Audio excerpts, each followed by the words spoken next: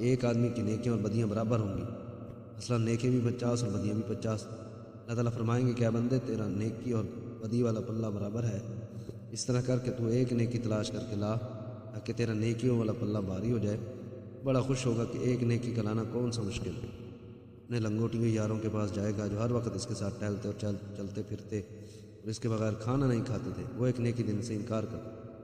اپنے بھائی کے پاس جائے گا، یہ دنیا میں میرا بازو تھا، بھائی بھی انکار کر دے گا۔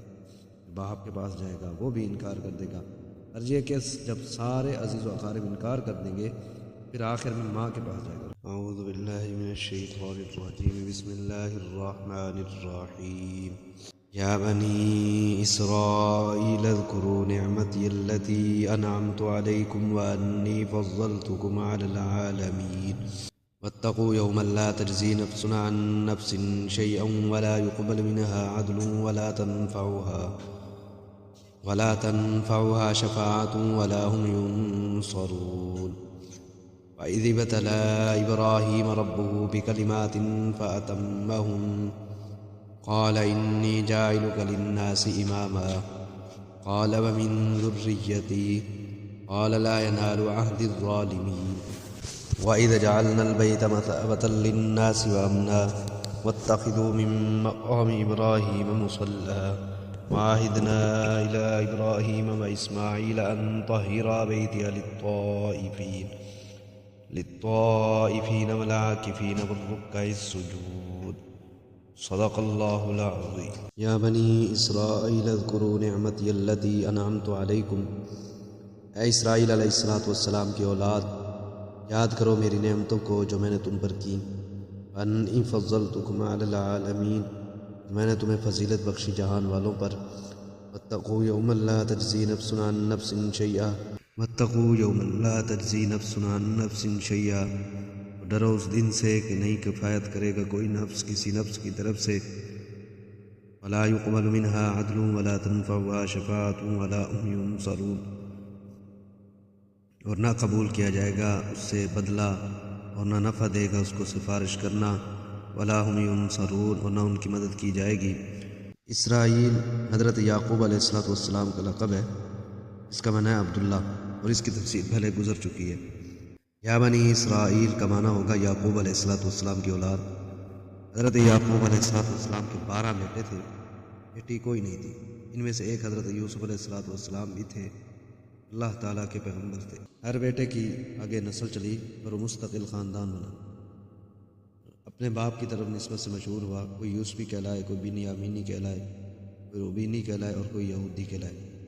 یہ بنی اسرائیل فرعون سے نجات حاصل کرنے کے بعد جب وادی تیہ پہنچے، جس کا آج کل نام وادی سینائی ہے، اور اس کا وہ حصہ جو فوجی اہمیت کا حامل ہے یہودیوں کے قبضے میں ہے اور باقی مصر کے پاس ہے۔ بنی اسرائیل جب اس میدان میں پہنچے، پہلے تفصیلاً بیان ہو چکا کہ اللہ تعالیٰ نے ان کے لیے کھانے پینے کا انتظام فرمایا، من و سلوہ کے ساتھ، چائے کا انتظام فرما دیا بادلوں کے ساتھ، پانی کا انتظام فرمایا پتھر سے چشمے جاری فرما کر۔ اس کے علاوہ ان پر اور بڑے انعامات فرمائے۔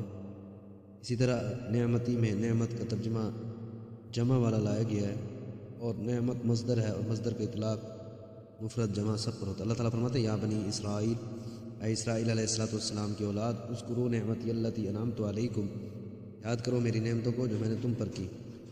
نعمتوں کو یاد کرانے کا مطلب ہے کہ ان کی قدر کرو، ان کا شکریہ ادا کرو۔ اللہ تعالیٰ کا فرمان ہے لئن شکرتم لأزیدنکم، اگر تم میری نعمتوں کا شکریہ ادا کرو گے تو میں تمہیں ضرور زیادہ دوں گا۔ وَلَئِن كَفَرْتُمْ إِنَّ عَذَابِي لَشَدِيدٌ، اور اگر تم ناشکری کرو گے بے شک میرا عذاب بڑا سخت ہے۔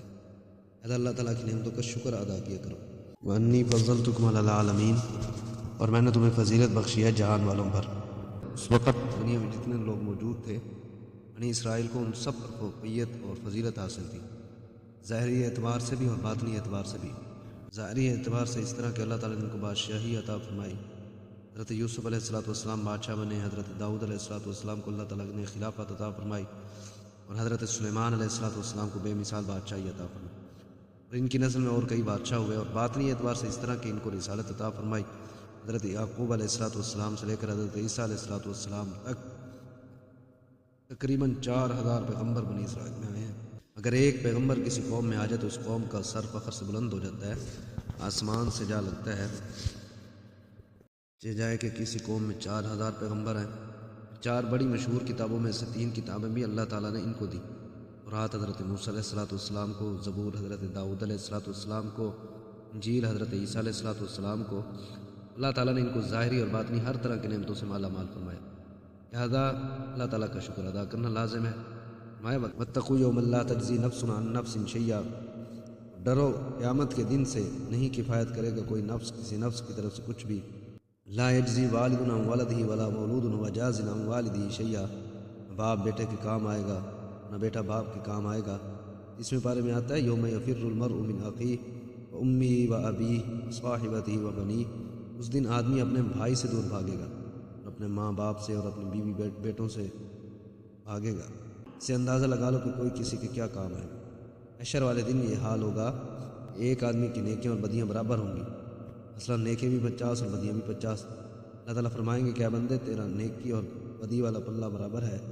اس طرح کر کے تو ایک نیکی تلاش کر کے لا تاکہ تیرا نیکیوں والا پلہ بھاری ہو جائے۔ بڑا خوش ہوگا کہ ایک نیکی کا لانا کون سا مشکل ہے۔ اپنے لنگوٹی ہوئی یاروں کے پاس جائے گا جو ہر وقت اس کے ساتھ ٹہلتے اور چلتے پھرتے اور اس کے بغیر کھانا نہیں کھاتے تھے، وہ ایک نیکی دن سے انکار کرتے۔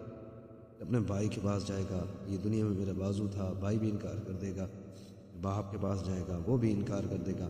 عرض یہ کہ جب سارے عزیز و اقارب انکار کر دیں گے، پھر آخر میں ماں کے پاس جائے گا اور کہے گا تعریفینی، تو مجھے پہچانتی ہے کہ میں کون ہوں؟ وہ کہے گی کہ ہاں، میں نے تجھے پیٹ میں اٹھایا، مشقت کے ساتھ تجھے جنا، پھر تیری پرورش کی، تو میرا بیٹا ہے۔ وہ کہے گا اے میری ماں، مجھے ایک نیکی دے دے تاکہ میرا نیکی والا پلہ بھاری ہو جائے۔ وہ کہے گی لئی کا انی، مجھ سے دور ہو جائے، میں تجھے نیکی دے کر خود کیا کروں گی؟ اس سے اندازہ لگا لو یوم محشر۔ اس لیے اللہ تعالیٰ نے صاف لفظوں میں فرما دیا لا یجزی نفس عن نفس شیئا، نہیں کفایت کرے گا کوئی نفس کسی نفس کی طرف سے کچھ بھی۔ لا يقبل منها عدل، اور نہ قبول کیا جائے گا اس سے بدلہ، جرمانہ اور فدیہ۔ لا تنفعها شفاعۃ ولا هم ينصرون، نہ نفع دے گا اس کو سفارش کرنا قیامت والے دن۔ قیامت والے دن کافر مشرک نفس کو شفاعت بھی فائدہ نہیں دے گا، لا هم ينصرون، اور نہ ان کی مدد کی جائے گی۔ اگر کوئی آدمی جیل یا تھانے میں گرفتار ہو جائے، اس کو رہا کروانے کے عقلی طور پر 4 طریقے۔ نمبر 1 یہ ہے کہ ضمانت دے کر رہا کرا لیا جاتا ہے، اس کو چھوڑ دو، ہم اس کے ضامن ہیں کہ یہ عدالت کی طلب کرنے پر حاضر ہو جائے۔ دوسری صورت یہ ہوتی ہے کہ واقعی اس نے جرم کیا ہے، تم جرمانہ لے کر اس کو چھوڑ دو۔ تیسری صورت یہ ہوتی ہے کہ بااثر آدمی سفارش کر کے رہا کرا لیتے ہیں۔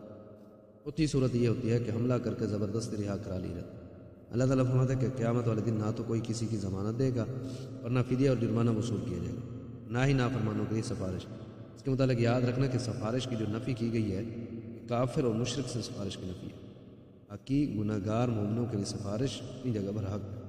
مومنوں سے جو غلطی ہوئی ہوں گی ان کے لیے سفارش قرآن کریم سے بھی ثابت ہے اور احادیث اور اجماع امت سے بھی ثابت ہے۔ اللہ تعالیٰ کے پیغمبر بھی سفارش کریں گے، فرشتے بھی سفارش کریں گے، حافظ قرآن بھی سفارش کریں گے۔ اس بات میں آتا ہے کہ ایک حافظ قرآن کی سفارش سے اس کی برادری کے 10 مجرموں کو چھٹکارا ملے گا۔ گویا کہ حافظ قرآن صرف اپنے لیے نہیں پڑھ رہا بلکہ دوسروں کے لیے بھی پڑھ رہا ہے، بشرطے کہ صحیح معنی میں حافظ قرآن ہو۔ اسی طرح شہید بھی سفارش کریں گے، اور چھوٹے بچے جو نابالغی میں فوت ہو گئے ہیں، لڑکے یا لڑکیاں، وہ بھی سفارش کریں گے، بشرطے کہ ماں باپ نے ان کی موت میں بیان نہ کی۔ اگر بیان کریں گے تو پھر ان کی سفارش سے محروم ہو جائے گی۔ ہاں، اگر بیان کیا پھر سچے دل سے توبہ کر لی، رب تعالیٰ معاف کر دیں گے۔ اور نمازی اور روزے دار آپس میں ایک دوسرے کی سفارش کریں گے۔ بہرحال اہل توحید کے لیے سفارش پر حق ہے، کافر اور مشرک کے لیے کوئی سفارش نہیں۔ اللہ تعالیٰ سے دعا ہے کہ اللہ تبارک تعالیٰ جو کچھ کہا سنا کرنے کی توفیق عطا فرمائے۔